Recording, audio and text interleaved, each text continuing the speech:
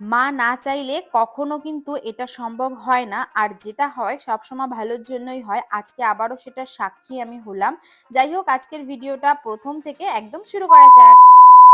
Hello everyone, welcome back to my mini blog. কেমন আছো তোমরা সকলে? আমি তোমাদের সকলের প্রিয় রত্না। আমার নতুন একটা মিনি ভিডিওতে সবাইকে জানাচ্ছি ওয়েলকাম। জানো তো আজকের যে ভিডিওটা, এই ভিডিওটা কিন্তু উল্টো রথের দিন করা। আর আগের যে ভিডিও তোমরা দেখেছো, যেদিন রথ স্টার্ট হয়েছিল, মানে রথের মেলা যেদিন শুরু হয়েছিল, সেদিন কিন্তু আমি ঠাকুরনগরেই ঘুরেছিলাম। আর আজকে কিন্তু আমি উল্টো রথে রয়েছি পায়রাডাঙ্গা, যেটা কিনা আমার খুব ইচ্ছা ছিল। যাই হোক, উল্টো ডাঙায় মানে সরি উল্টো রথের দিন, মানে কথা একটু আগলে যাচ্ছে, মানে আগলে বলতে উল্টো পাল্টা যাচ্ছে। মানে মাথার মধ্যে আমার তো অনেক কিছু ঘোরে, কখন কি করি আমি নিজেও বুঝি না। তো আজকে উল্টো রথের দিন কিন্তু মায়ের মন্দিরে ভোগ দিচ্ছিল, আর আমি অনেক দূর থেকেই গন্ধ পাচ্ছিলাম। আর সেই গন্ধ পেয়ে কোনো রকম ভাবে নিজেকে আটকে না রাখতে পেরে আমি কিন্তু চলে এসেছি। আর তোমাদের সাথে একটা কথা আমি শেয়ার করি। জানো তো আমি প্রচন্ড পরিমাণ খিচুড়ি খেতে ভালোবাসি। মানে রাস্তাঘাটে আমি যখনই যাই, যদি আমার সামনে থেকে কেউ খিচুড়ি নিয়ে যায়, বা আমি যদি দেখতে পাই খিচুড়ি দেওয়া হচ্ছে, সেখানটায় আমি চিনি না, কিন্তু জায়গায় দাঁড়িয়ে আমি খিচুড়ি খাওয়ার জন্য কিন্তু দাঁড়িয়ে পড়ি। এই জিনিসটা আমার আলাদা লেভেলেরই একটা নেক আর কি। মানে আমি প্রচন্ড পছন্দ করি রাস্তার ফুড। আর এদিকে দেখো, আর মায়ের প্রসাদ নিয়ে তো কোনো কথাই হবে না। আজকে যেহেতু উল্টো রথ ছিল, তাই উল্টো রথের জন্য কিন্তু এতটা পরিমাণ ভিড় ছিল। একটা জিনিস ভেবে খুবই অবাক লাগলো, যে বৃষ্টি মানে কমে গেছে, অনেকদিন হয়ে গেছে, তারপরেও রাস্তায় এখনো এতটা পরিমাণ জল জমায়েত। কত মানুষের কতই না সমস্যা হয়। আর জানো তো উল্টো রথ যেদিন হয় না, সেদিন নাকি বৃষ্টি হয়, কিন্তু উল্টো রথের তো এবার আমি বৃষ্টি দেখতেই পেলাম না। মানে ভালোই হয়েছে বৃষ্টি হয়নি, কারণ বৃষ্টি হলে অনেক মানুষজন ছিল যারা কিন্তু রাস্তাঘাটে চলাফেরা করতে পারতো না, আর মেলাও ঘুরতে পারতো না। আজকে আমি তোমাদের সাথে শেয়ার করব উল্টো রথের দিন পায়রাডাঙ্গায় আমি কি কি করলাম, কোথায় কোথায় গেলাম, কি কি খেলাম। আর এই যে দেখো, এখানটায় কিন্তু অনেক বড় বড় দুটো তিনটে রথ ছিল। আর এই রথগুলো কিন্তু যেহেতু আজকে উল্টো রথ, তাই যেদিকে রথ গেছে তার উল্টো দিকেই কিন্তু আজকে রথ এসেছিল। আর এত সুন্দর একটা দৃশ্য চোখের সামনে দেখতে পাবো সত্যি কখনো ভাবতে পারিনি। জানো তো রথের দড়ি টানলে নাকি মা দুর্গা আসে। আর রথের দড়ি টানা কিন্তু খুবই ভালো একটা জিনিস, একটা শুভ জিনিস। আর অবশ্যই আমার এই ভিডিওতে কিন্তু জয় জগন্নাথ বলে যেও। আর আমি কখনো পুরী যাইনি, আর জগন্নাথ মন্দিরেও কখনো যাইনি, কিন্তু অনেক ইচ্ছা রয়েছে যাওয়ার, জানি না কবে যেতে পারবো। আর এখানটায় যেহেতু সন্ধ্যা আরতির সময় মায়ের সন্ধ্যা আরতি হচ্ছিল, তাই এই জিনিসটাও চোখে পড়লো। তারপরে সবকিছু কমপ্লিট করে ভাবলাম চলো এবার তোমাদের সাথে মেলায় নিয়ে যাওয়া যাক। মানে মেলা নিজেও ঘুরি, তোমাদের সাথেও শেয়ার করি। যদিও কখনো আমি পায়রাডাঙ্গায় রথের মেলায় আসিনি, এবছর প্রথম আমি পায়রাডাঙ্গায় রথের মেলা দেখছি। তো দেখো এইখানটায় কিন্তু এই যে লোয়েন্স কি একটা স্কুলের নাম ছিল, এই স্কুলের পাশেই, মানে বিগ্রহ বাড়ি বললে সবাই চেনে এখানটায় পায়রাডাঙ্গায় ২ নম্বর অথবা ৩ নম্বর রাস্তায় বিগ্রহ বাড়ি বলে একটা লোকেশন, সেই লোকেশনেই কিন্তু মেলাটা হচ্ছে। আর মেলাটা কিন্তু বেশ বড় করে হচ্ছে, অনেক লোকজন মিলে হচ্ছে। আর এই যে কিন্তু দেখো, ফার্স্টেই আমি আইসক্রিমের দোকান দেখতে পেলাম, দেখতে পেয়েই তো ফার্স্টেই মনে হচ্ছিল আইসক্রিমটা খাই। তারপরে ভাবলাম না, তোমাদের সাথে আগে লোকেশনটা শেয়ার করি, পুরো জায়গাটা আগে শেয়ার করি, তারপরেই না আমি একটুখানি শান্তিতে খাওয়া দাওয়া করতে পারবো।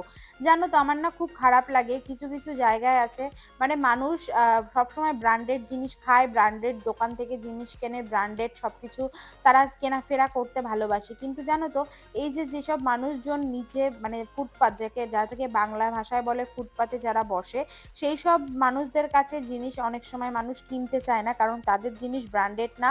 আর তারা তো নিচে ঢেলে বিক্রি করে। তো এই কারণে অনেক মানুষ আছে যারা এদের ইগনোর করে। তাদের ক্ষেত্রে আমি একটা কথা বলতে চাই, হয়তো তুমি ১০ টাকা দিয়ে বড় দোকান থেকে কিনলেও কিনবে, ছোট দোকান থেকে কিনলেও কিনবে, কিন্তু একটা জিনিস মনে রাখবে, বড় দোকানে কিন্তু অনেক মানুষ যায়, কিন্তু ছোট দোকানে কখনো বেশি মানুষ যায় না। তাই একটু চেষ্টা করবে ১০ টাকার হোক ৫ টাকার হোক তাদের কাছ থেকে কিছু কেনা, কারণ তাহলে না তাদের একটুখানি শান্তি লাগে, কারণ তাদেরও তো ব্যবসা, তাদের তো এটা খেয়েই চলতে হয়, তাই না? তো এই জিনিসটা আমার প্রচন্ড পরিমাণ খারাপ লাগে। তাই আমার সাথে কারা কারা একমত আছো অবশ্যই সেটা কমেন্টে জানিও।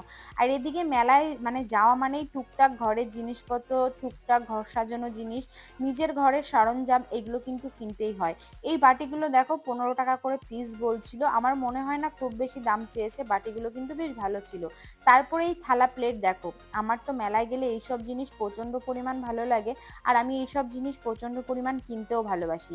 যাই হোক, এই কড়াইটা দেখেও খুব ভালো লাগছিল। আর হট করে এই যে এই জিনিসটা দেখে আমার এতটা খারাপ লাগছিল কি বলবো।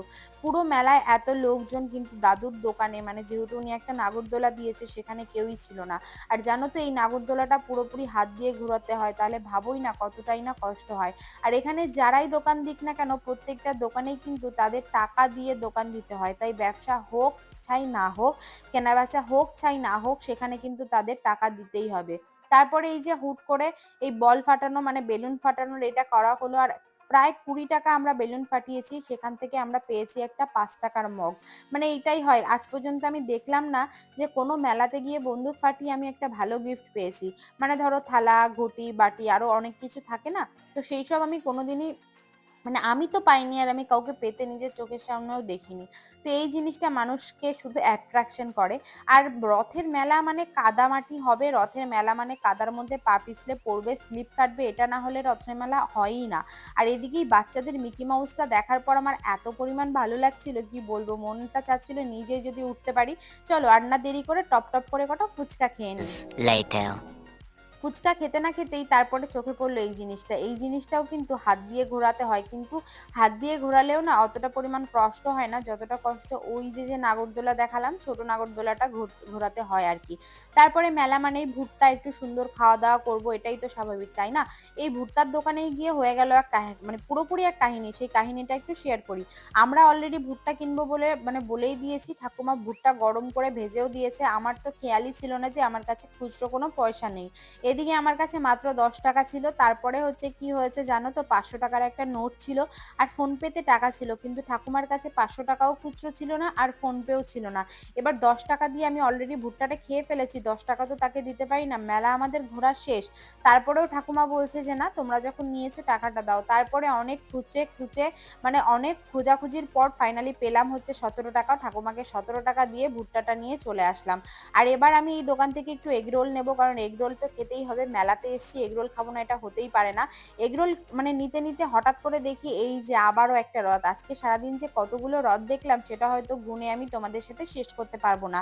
মোটামুটি মেলা ঘোরা কমপ্লিট, অনেক দোকান ঘুরলাম, অনেক মজা হলো, সবটাই তোমাদের সাথে শেয়ার করেছি। আশা করি তোমাদের আমার ব্লগটা বেশ ভাল লাগবে। তো আমার ব্লগটা তোমাদের কেমন লাগলো বা তোমরা কি টাইপসের ব্লগ দেখতে চাও সেটা কিন্তু কমেন্ট সেকশনে অবশ্যই জানাতে পারো। তো আজকে এই মেলাতে কারা কারা গেছিলে বা এই মেলা কারা কারা চেনো আগে পরে পায়রাডাঙ্গার এই মেলাটা, কমেন্টে কিন্তু জানিও। চলো এবার এগরোল না হয়ে গেছে, বাড়ির দিকে রওনা দিই। আজকের ভিডিওটা তোমাদের কেমন লাগলো জানিও। চলো দেখা হবে নেক্সট ভিডিও।